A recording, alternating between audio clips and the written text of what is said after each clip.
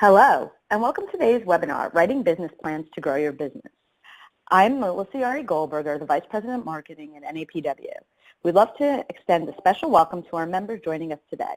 For those of you who are not familiar, NAPW is an online and face-to-face community made up of over 850,000 professional women who join together to cultivate valuable business connections, develop professionally, and promote themselves and their businesses. You can learn more about NAPW at napw.com. Today's webinar is the second in our new Horizon Insights series, where we're offering interactive virtual events and content featuring experts who can provide insights on the issues that help us shape our careers. Now, before I introduce our speaker, some housekeeping. As you'll see, everyone's on mute. For questions, there will be some time for questions throughout today's sessions. At points during the discussion, Cheree will stop to answer questions. You can submit the questions in the control panel, which is on the right of your screen. Depending on the volume, we may not get to everyone's, and I do apologize in advance. If that happens, we will find ways to get you answers, whether via email, video, or some other great way. And always the million-dollar question. Recordings of the webinar will be emailed after the session, as will a PDF of today's deck. This will also be available on this platform, Bright Talk, usually within an hour or two after the session. Well, enough of my talking. I'm thrilled to introduce Cheree Warrick. If you've had the chance to look at her LinkedIn profile like I have, you can see she's quite impressive. Cheree writes business plans, creates financial forecasts for companies seeking funding from banks and angel investors. She's helped clients from various industries raise the capital they need for growth. She's also coached or written business plans for close to 100 entrepreneurs. Wow, that's amazing. And she's also the author of the book, Writing Business Plans That Actually Get Funded. So I am happy to pass the controls over to Cheree. Cheree, welcome, and thank you so much for being with us today. Thank you, Melissa, and thank you to Russ as well, who's going to be helping me with the Q&A. I'm so excited to be here with you ladies of NAPW. Today is going to be an interactive session, so I do want to encourage you, if you have questions, to please, as I'm talking, place them into the questions box, and I'm going to ask Russ every once in a while what questions are coming up so that we can make sure that this is as interactive as possible. So I'm going to start off with the screen here where you will see a lovely lady standing there with a box of chocolates. And this is the beginning of my story. And that woman that you see on the screen is my mom. And her name is Carolyn, and she has a company called Carolyn Does QuickBooks. And about in 2010, she needed a business plan in order to grow her company. She was going to go to the bank and get a bank loan. And she said to me, basically, the joke is, you have the master's degree, you write the business plan. And that was all that I got in terms of instruction. So to say I was a little scared is an understatement, because obviously it's different to write a business plan in a business class versus writing one for mom to go to the bank.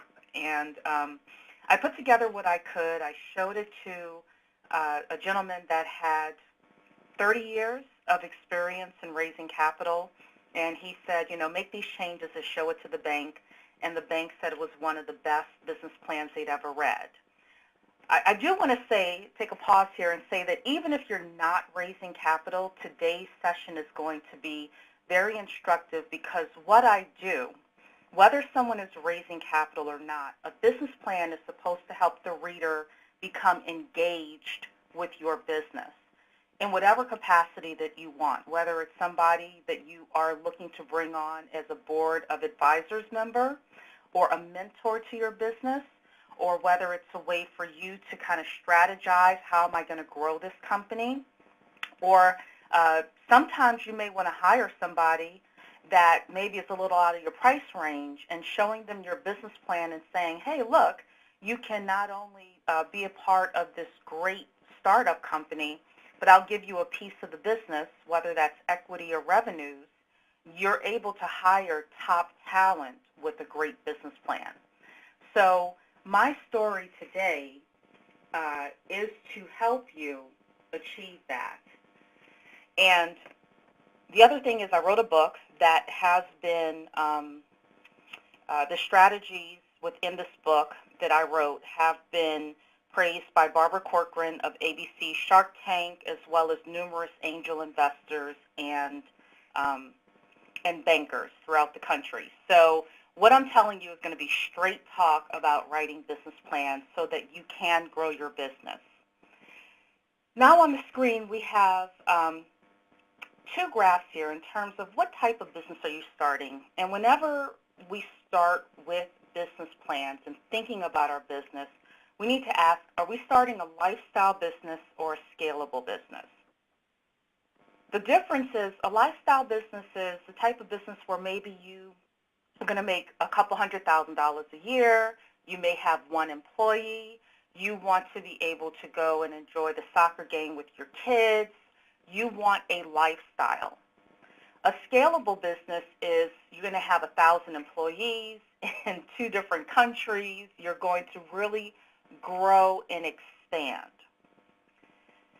The reason why we always start off with this concept is because the basis of your business plan in terms of how you're going to establish your marketing, what kind of team you need, what kind of presence you want to have, the types of competitors you're going to be looking at, is going to depend on whether you're going to be a lifestyle business or a scalable business. And if we were live, I would ask you, well, which one do you think is right and which one do you think is wrong? The answer is both of them are right. It depends on you.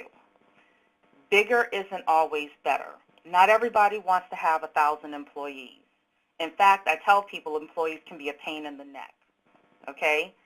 So the first thing you need to figure out for yourself as a business owner is, do I want a lifestyle business or do I want a scalable business? Then we're going to go to the fact that there are 6 parts to a business plan. Number 1 is the market opportunity, okay?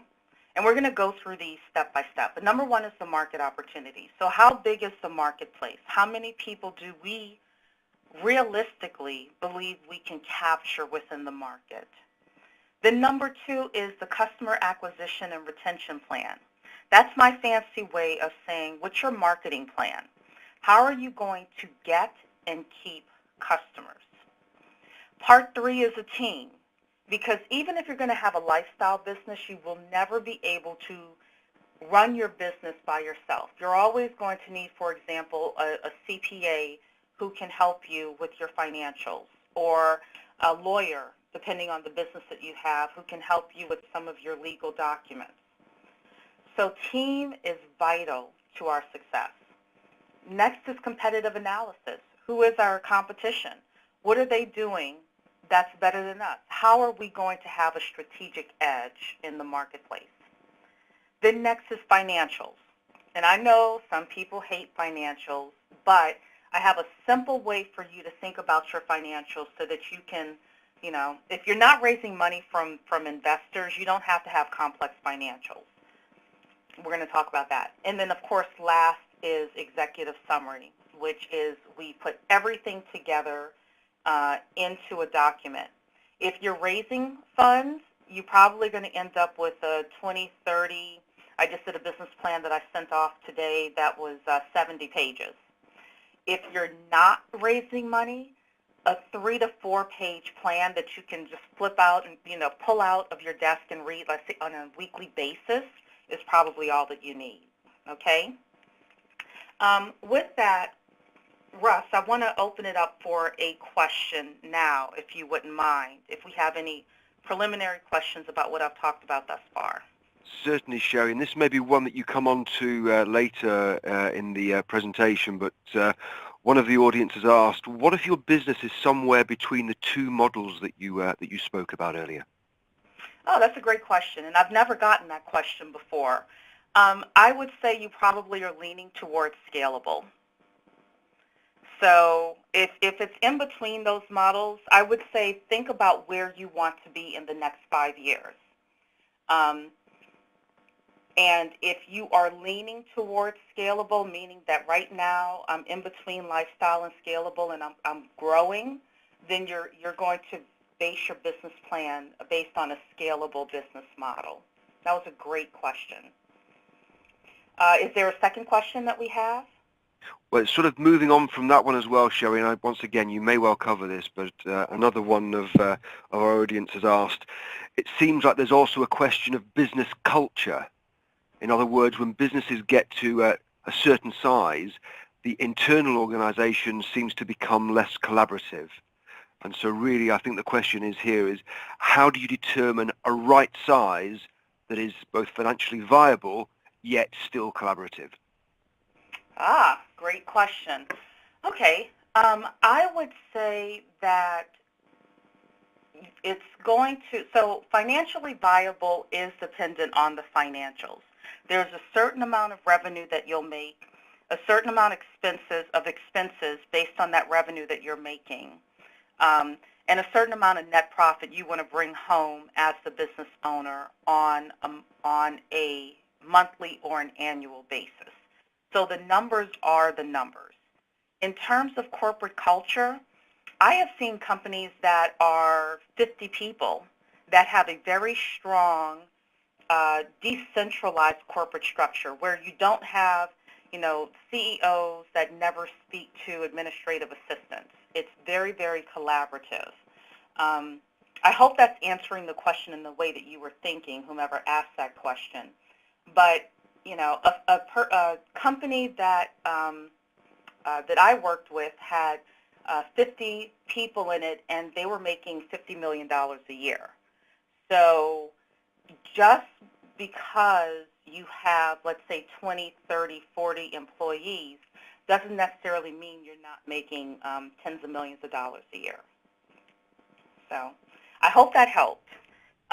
With that, I'm going to move on to the 6 parts of business plan. And the first part is the market opportunity. And we have to think about the question, what problem am I solving in the marketplace? I'm going to give you a very simple example here that I love to use. It's important for us as business owners to have focus.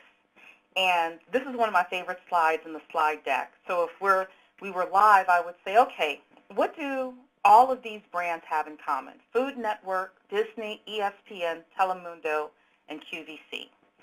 Well, I'm going to tell you the answers really quickly. Number 1, they're all on basic cable television, right?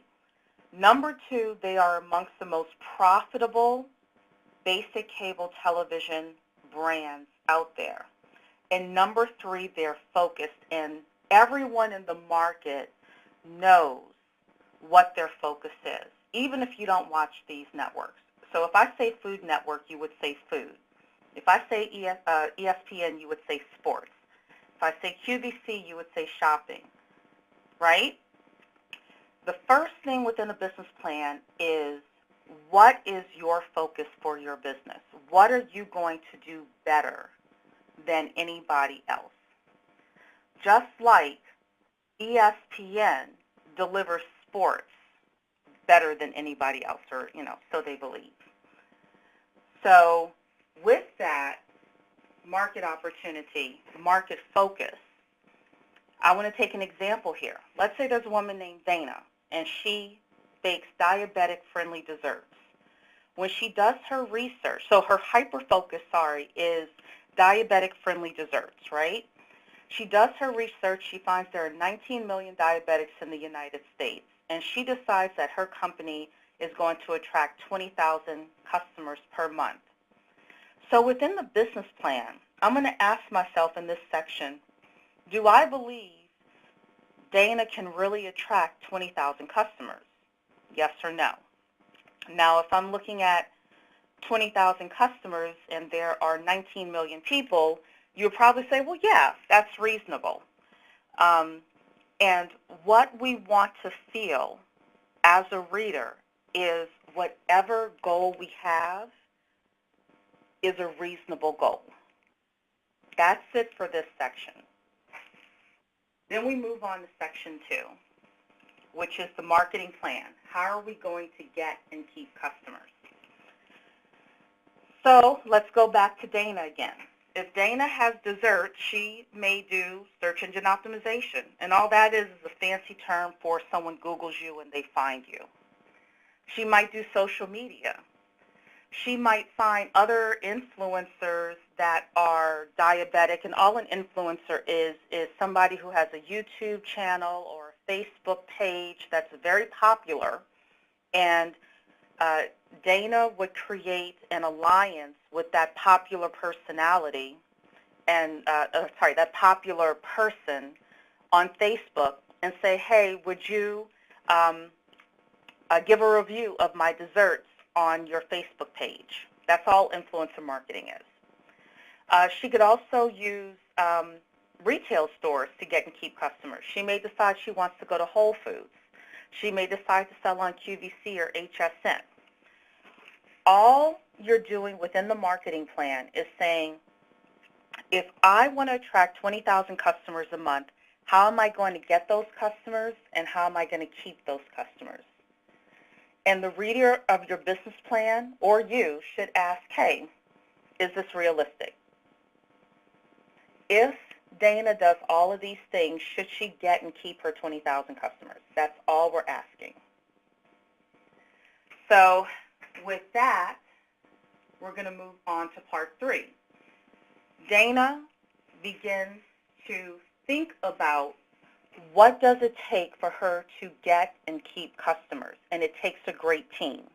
And I always like to use football as an analogy, even if you don't follow football, and I don't really either. You would understand this basic analogy.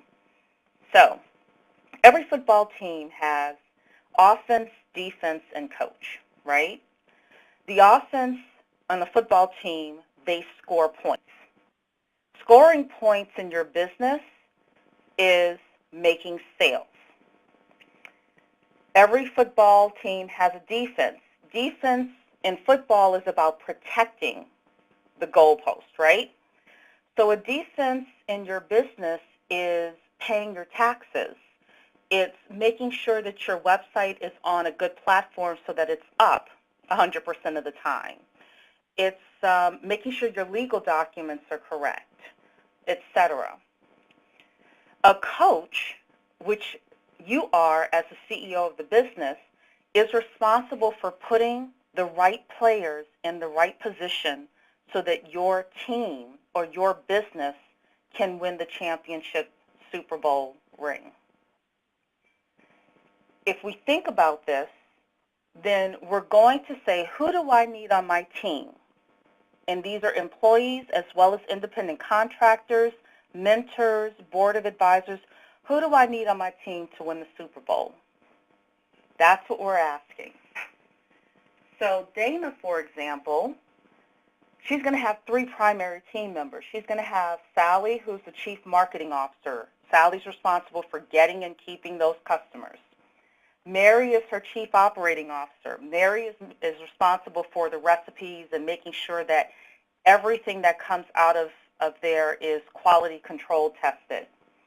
Paula is the Chief Financial Officer. She's responsible for making sure payroll can be paid every other Friday. When we're looking at a business plan, the reader is going to ask, do I believe this team can execute this business plan, bring in 20,000 customers, and create a financially solvent or profitable company? That is critical to your success. And I think at this time we put in here, oops, we took out the question. So if you wouldn't mind, Russ, Hey, I always Cheree. like to stop here when I'm presenting live. I want to make sure that everyone understands those 3 things I just started with. So let's go to questions in regards to those first 3 areas of a business plan. Great question, Cheree, and we're getting lots and lots of questions coming through from the audience, and there are a few that are very, very similar that you may be able just to help us to understand. Sure. There are a couple of folk have asked about if they have a hybrid business, which is maybe part profit and part non-profit. And then somebody has also mentioned that they are not necessarily selling a product. And the question here is really, is the business plan the same or are the fundamentals different? If you could just help us to understand that a little bit more. Sure, absolutely. I'm going to start with the second question. I do a lot of business plans for both product-based companies and service-based companies, and the fundamentals of a business plan are absolutely the same. So with your service business, you're asking yourself, what service am I providing? How many people are going to need that service? How many people in the market am I going to capture? How am I going to get and keep those customers? And who's on my team that's going to provide the service and make sure that my financials are together, make sure that my contract legally is binding, and make sure that the marketing is done for our company. So absolutely everything we're talking about here applies to a service company and a product company. And I have a lot of companies I work with that actually do both. They have services and products. So great question in regards to that. The second question was in regards to being a hybrid, having a for-profit and nonprofit side. That gets a little trickier. The reason it's trickier is because there are different things you would do for your for-profit side or your nonprofit side. So I don't have a one-size-fits-all for that specific scenario. What I have done in the past, because I did do one of these for one client, I focused on the for-profit business and then talked about some of the things that the nonprofit business would receive as a benefit for having a partnership with the for-profit business. One of the things you want to be sure of when you're writing your business plan is that it's not so convoluted and confusing that the reader just doesn't understand what's nonprofit, what's for-profit, how does this fit here, how does that fit there. So I hope I'm being clear, Russ. I kind of think that people, if you have a for-profit and nonprofit, I'm usually, when I speak to people, I say separate them in terms of the business plans that you're writing. That sounds like great advice, Cheree. Thank you very much. Yeah. We've also got quite a lot of questions coming in about the team element. Lots of people saying, as a smallish company, do I need to have a CEO, a CFO, a COO, a chief marketing officer? Along the same line, somebody saying, if I'm the owner, can I be all of the positions on the team? I think it's really about, do you have to have all of the team, and how do you make sure that you are illustrating correctly what this team will look like and what they will actually do to make success? That is a phenomenal question. So thank you for asking that, everyone who asked that. And as someone who has owned a small business and is growing and expanding, I will say that yes, you can have all the jobs. However, that will get old very quickly, even if you intend to have a lifestyle business. So what you want to do is, one of the best things to do is to create an organization chart where you separate the CEO job, the chief marketing job, the operations, financials, etc. Separate all of those jobs, even if you're giving them to yourself. And then eventually you're going to hire, for example, an administrative assistant that's going to take some of those job responsibilities from you. Eventually you're going to hire, let's say, an independent contractor who's going to work 5 hours per week for you, doing maybe some portion of your social media, okay? Eventually you will hire a CPA to help you do your taxes. So just because we're saying team does not mean that it's full-time employees. And some of those people will come and go, depending on your business as you need them. So I hope I was clear with that explanation. That was great, Cheree. I think probably answered a lot of questions there. Great, great. Okay, I'm going to keep going then, and then we will circle back to questions a little bit later.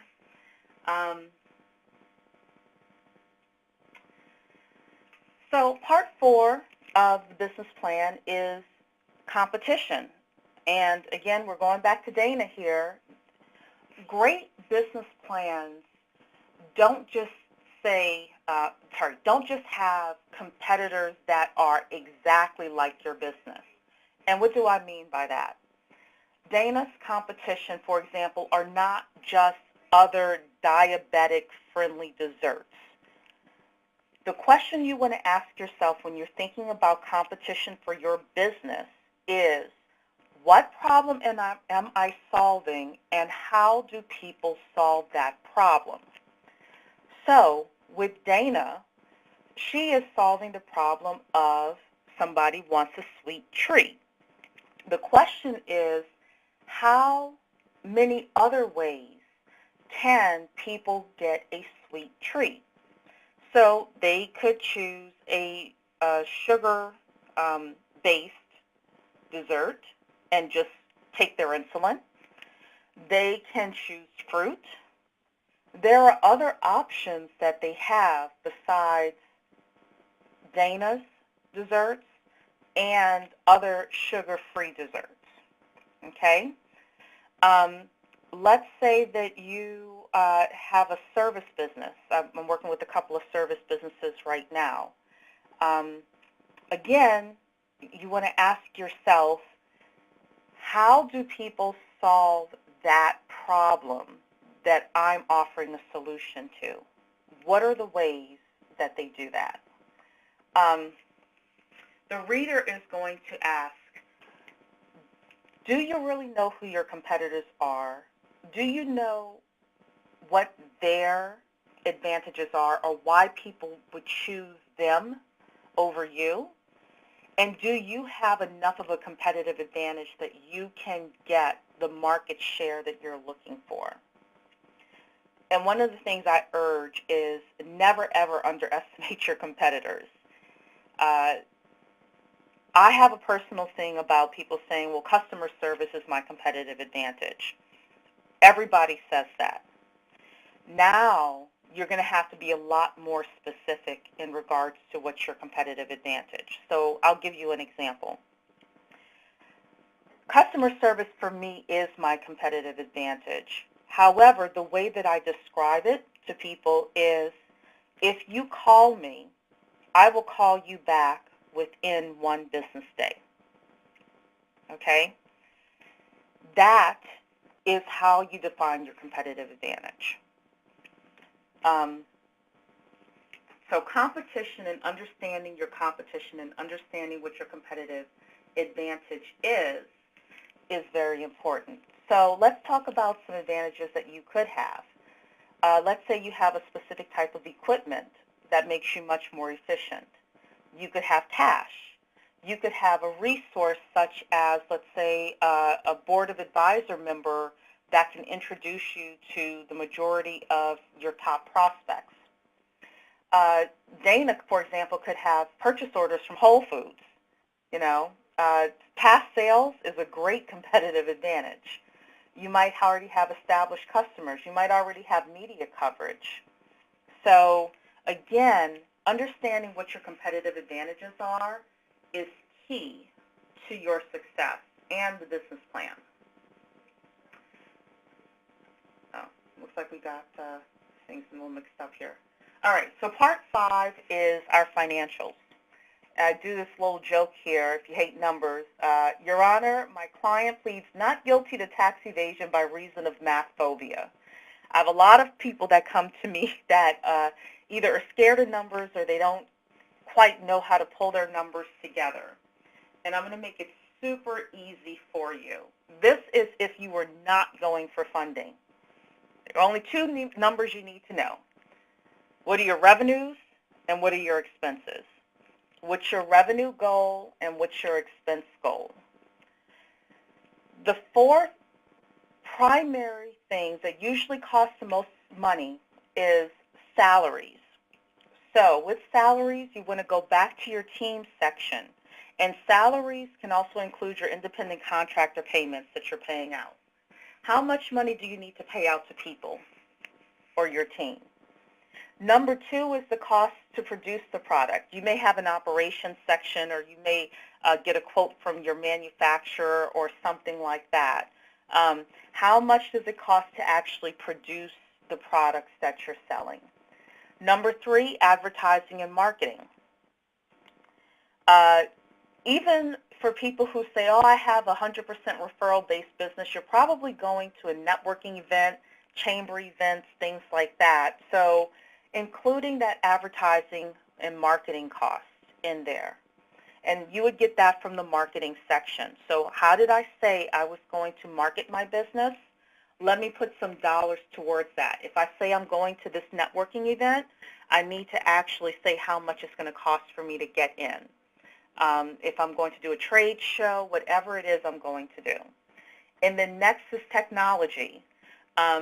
For some of us, all we need is our laptop, which we currently own. But other people may have specific software or things like that that they need in order to be successful.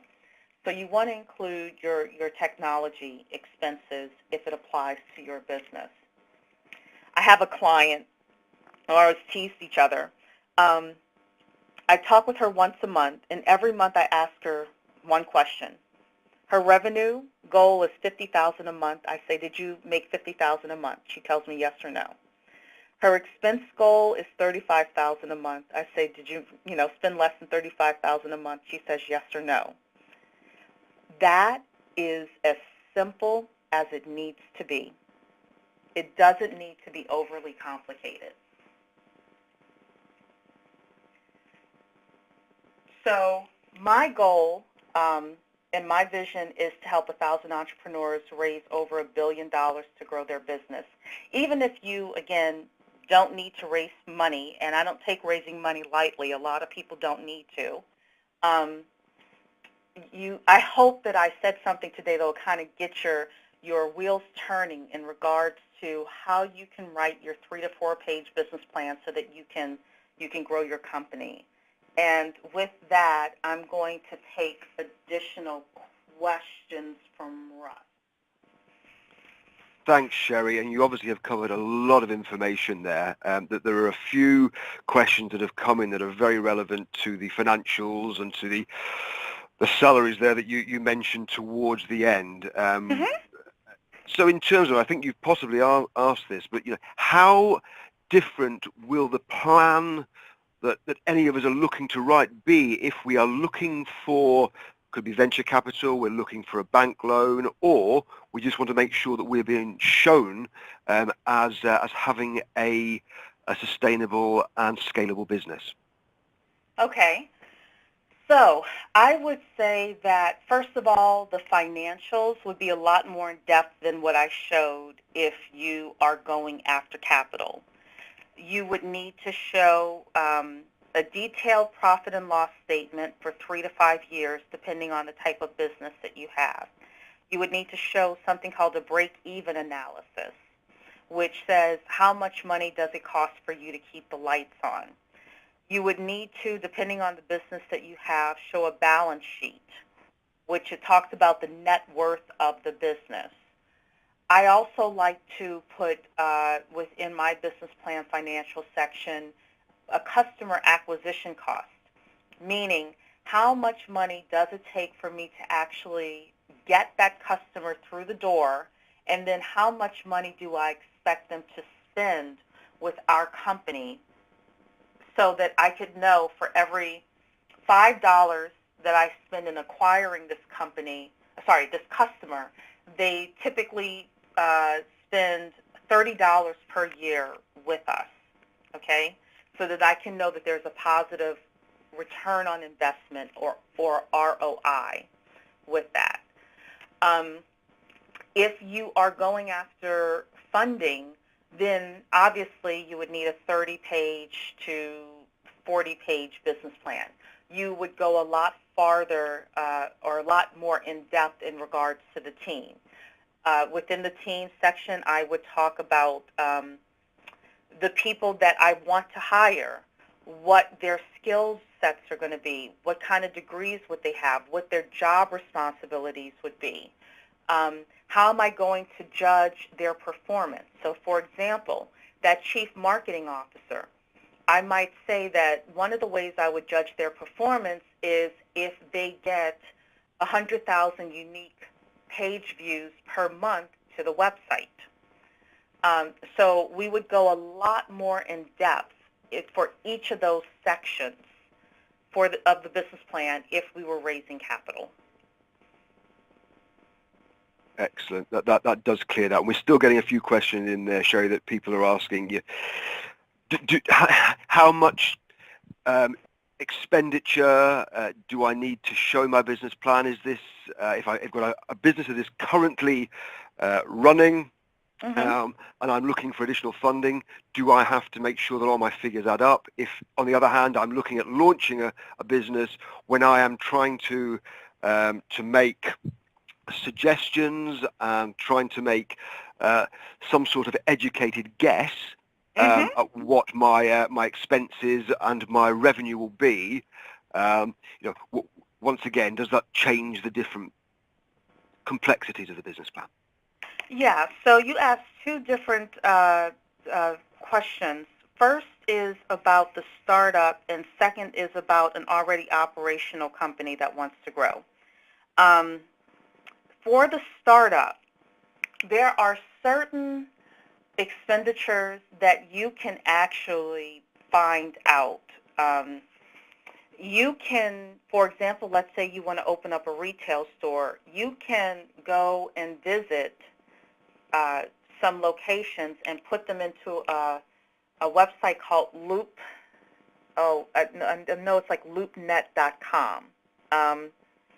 And if it's listed, they'll tell you how much it costs per square foot. So you're able to get to guesstimate what the rents are, for example, in your area.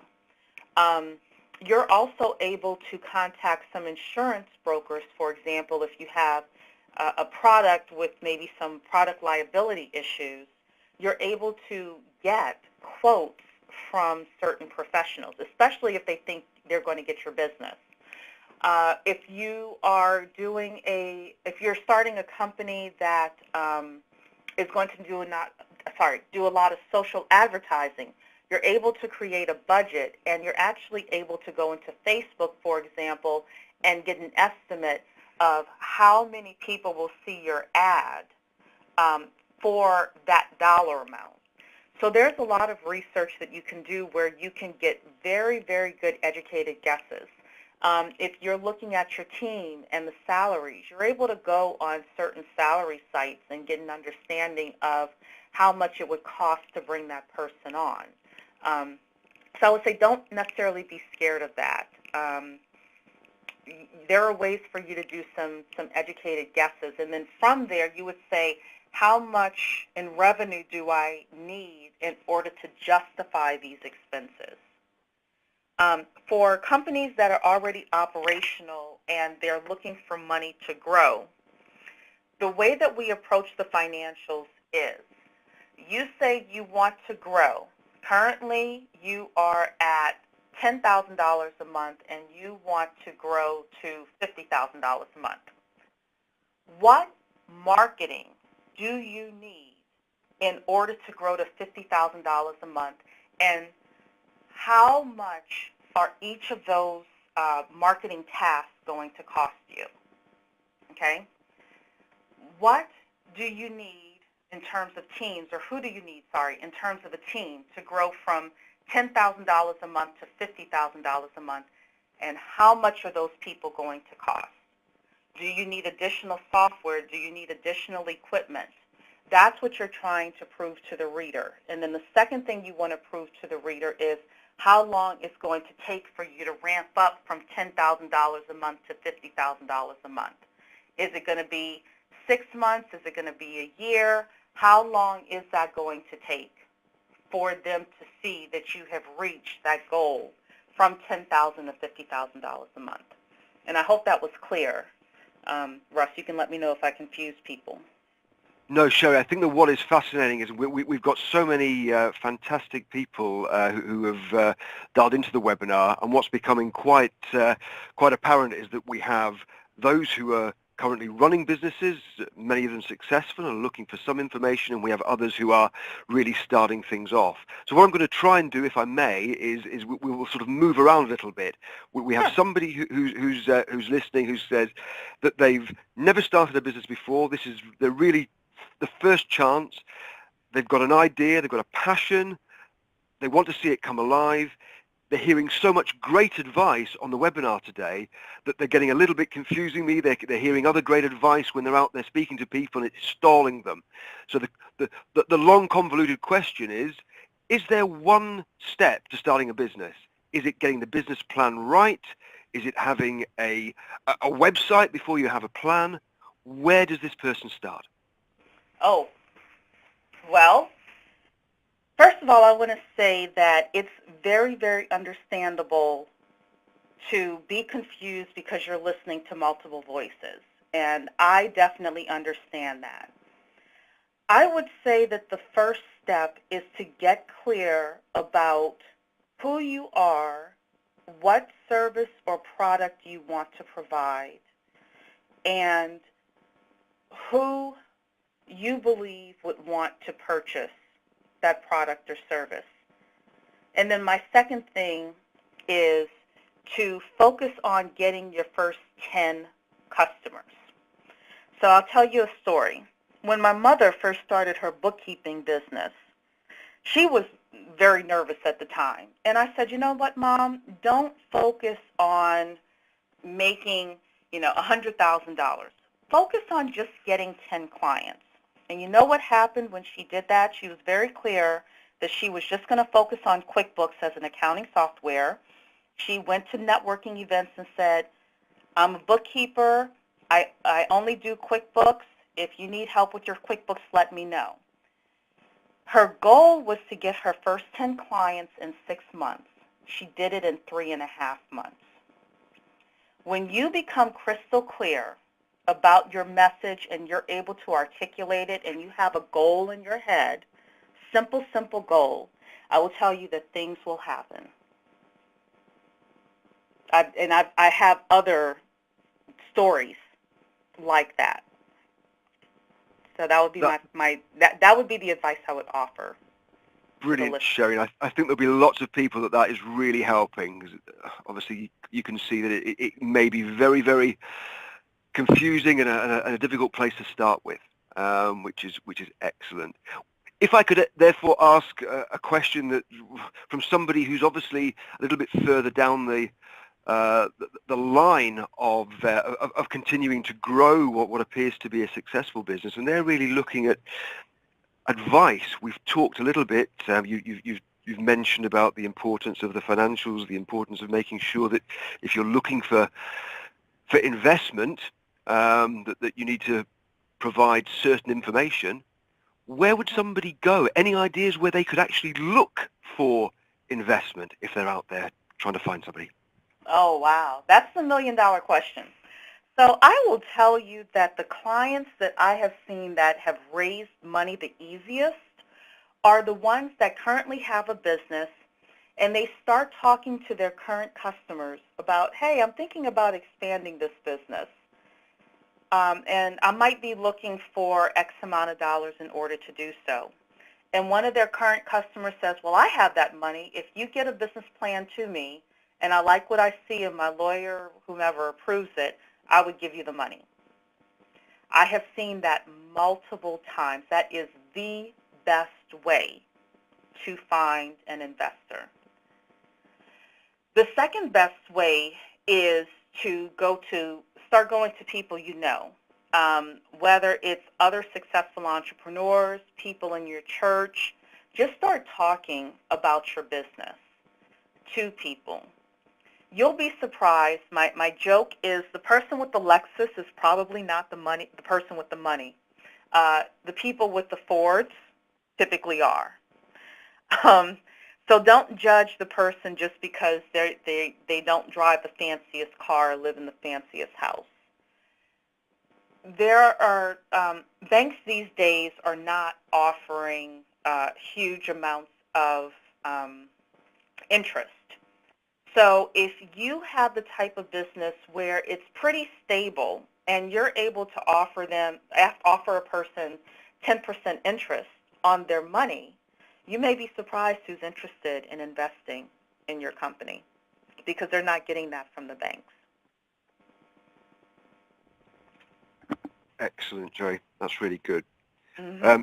Now, thankfully, we've still got a little bit of time, which is excellent. So what I'm going to do is look through here. We've got a question from one of the audience who's saying, how important is the executive summary in a business plan? Oh, vital. Great question. Okay, so most investors and most people do not read past the executive summary. There are a couple of things that I suggest with the executive summary. Number one is have an editor, a friend, somebody, of course, who knows what they're doing, to read your executive summary for clarity in terms of the idea that you're talking about and for grammatical errors. The second thing that I suggest is try to put, not only within your executive summary, but within your business plan as well. I focus on putting together tables and lists and graphics. And the reason that I do that is because some people will skim your business plan and other people will read it line for line. So you need to have an executive summary where the skimmers can get a good idea and say, oh yes, I love this company. And also the people that are very, very detail-oriented can do the same. I typically write the entire business plan and then go through it in order to pull the best of the best quotes for the executive summary. I know some people will try to write the executive summary first. I will say that's the thing you should write at the very end if it's possible. But yeah, a good executive summary is vital. Excellent, Cheree. I wonder if you can just for some of us on the webinar, can you just explain what an executive summary is? Oh, sure, absolutely. So an executive summary is about 3 to 4 pages, and it gives an overview of the entire business plan.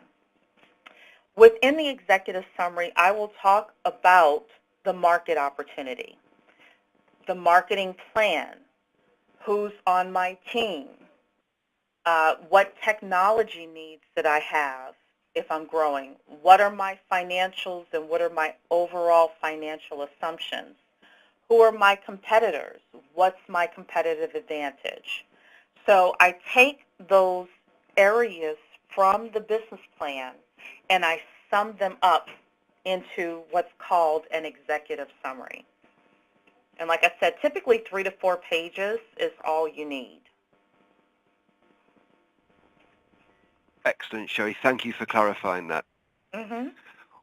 We've got another question. This is an interesting one. I think this is more just about your advice as Sure. somebody who's written many business plans and I'm sure has spoken to potentially many individuals who are in a similar position. So we have somebody who's saying that they are looking to start a business with some associates. All have got very high-level salaries and currently working for organizations and probably not in a position to start up a company and lose that guaranteed income. Uh-huh. How should that person approach? Should they be looking at launching the business, or do you have some advice? Yes, I do. I actually was working with some gentlemen who were in the same position about a year ago. My advice to them, and of course I didn't get any additional information. I probably would have a ton of questions before I gave advice to this specific person. But my advice to them was to have one of them quit their job, and it would have to be the most financially stable person. And the others that have jobs would fund that person that's taking the business on full-time. Now, that was a very specific type of business where they had to have a person full-time in the business. It also would be risky for the person who was leaving their full-time job. So I said that's why the person had to be the most financially stable to actually be able to handle that.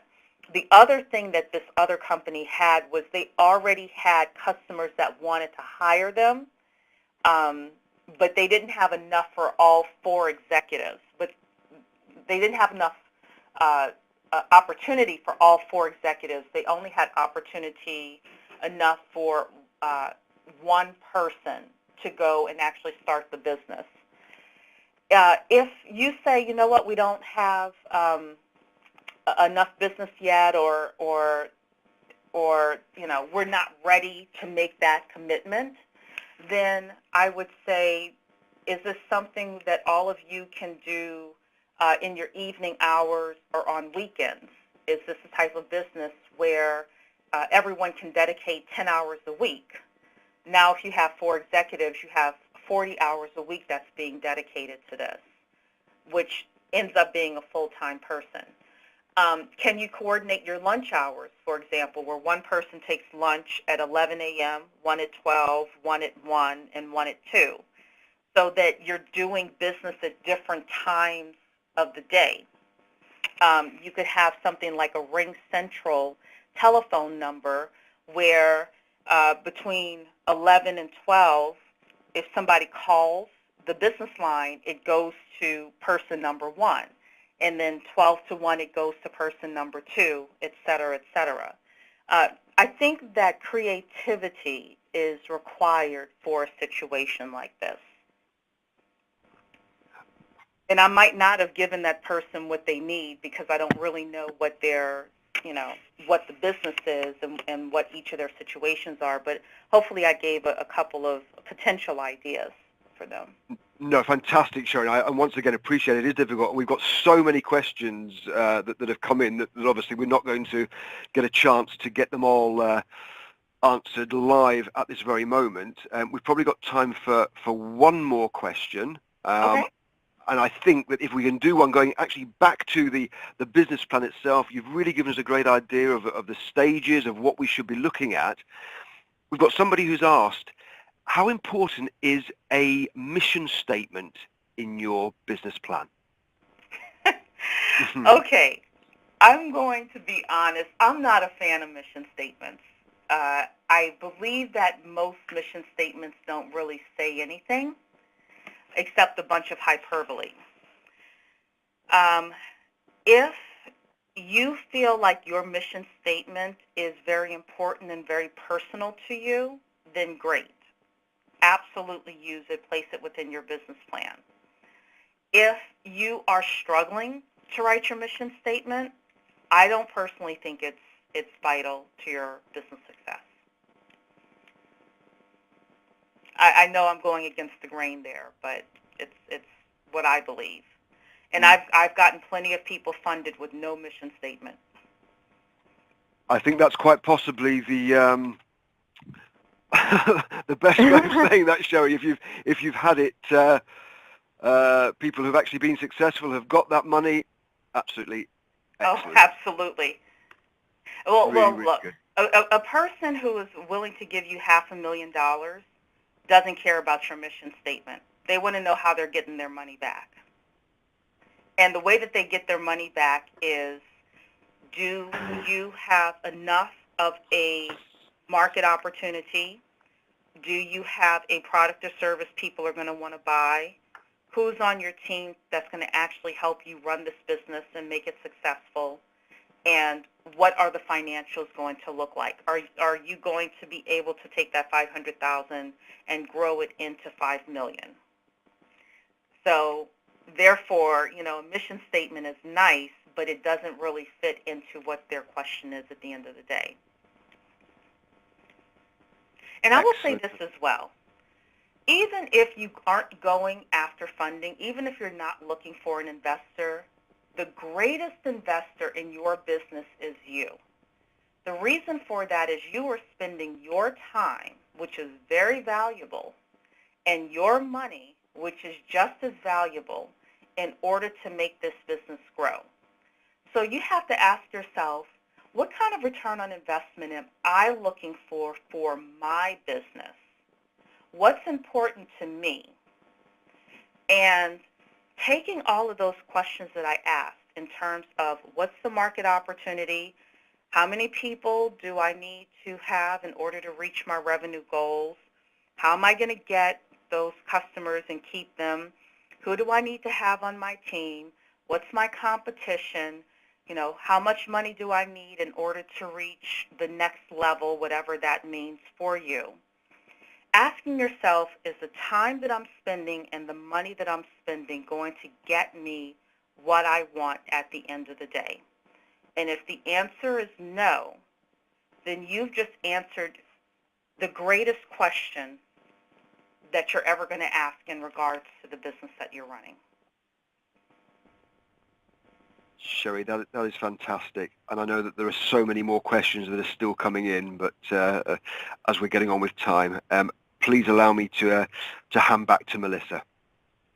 Yeah, no, first, Russ, thank you so much. You are an amazing moderator and everything that you've done, and Russ is our head of programming, and thank you so much for connecting us with Cheree today. Cheree, what an amazing presentation.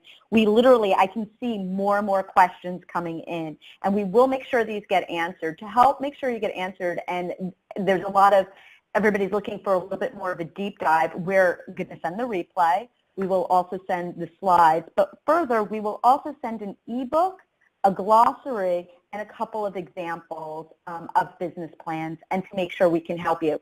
I will make sure I'm Melissa. I am the head of marketing for NAPW. My email will come from me, so look for it. You can respond to me directly if you need more information or questions that you have to make sure they all get solved.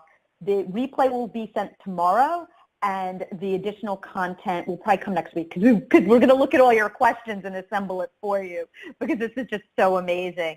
And most important, thank you to everyone showing up today. We've had a tremendous number of people viewing. I see the numbers were jumping throughout today, so thank you so much. Our next webinar is in 2 weeks. It's a little bit different. It's actually writing your resume, and we have an amazing expert who will be going into resume and cover letter, and we know a lot of people still are in full-time jobs, and if they're looking to change, it's really exciting, and you can register through Bright Talk, and you'll see emails from NAPW. Again, thank you so much for joining us today, and Cheree, thank you, thank you, thank you. Her book, Creating Business Plans That Actually Get Financed, is available on Amazon, and if you have questions, let us know. Thank you for joining us. Thanks again. Bye, everyone. Bye.